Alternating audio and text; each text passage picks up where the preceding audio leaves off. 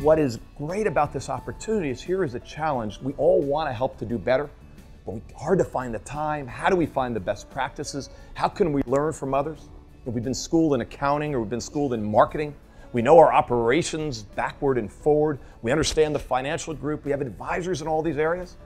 When it comes to this area that we really want to make a difference in, we can use some help. And that, in a way, is what CECP is all about. So you really have to focus on how you can make a difference with your technology, reach out to communities that allows you to make real fundamental changes to those communities so you can take them from abject poverty and bring them up the food chain, if you like, to being.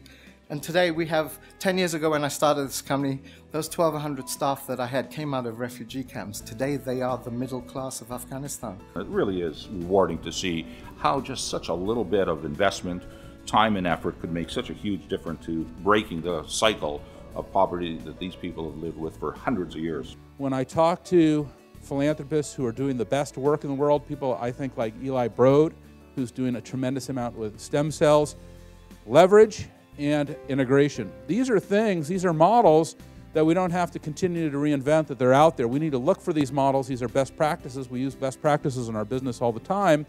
We can seek these best practices out and we can apply them in an incredible way to kind of create better corporate philanthropy, better personal philanthropy as well. If you're going to really pursue your corporate social responsibilities, the best way to do it is integrated with your own business strategy.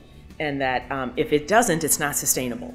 We think it starts with CEOs, though. We think we have to lead from in front on this. There's really no other way. And so that's what we're focusing on at CECP.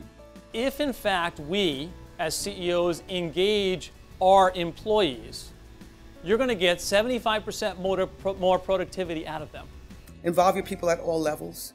I do believe it starts at the top, so our executives have to be involved, and people actually do what their bosses like them to do. So if your bosses are engaged, they will be engaged. It's an interesting, vicious cycle.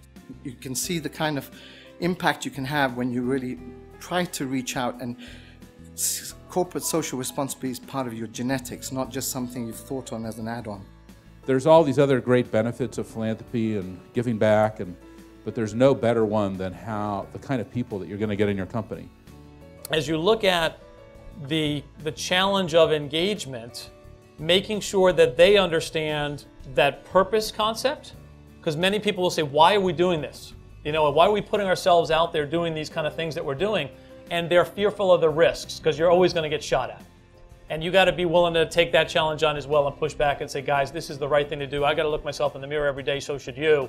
Good news that's going on in the world. There's been an unbelievable shift in business believing that it has a responsibility to do good. Right. And if at a simplistic level last century, NGOs had great intentions but terrible execution, and business had great execution and maybe towards the latter part of the last century, not always great intentions. I think what this century needs is both great execution and great intentions.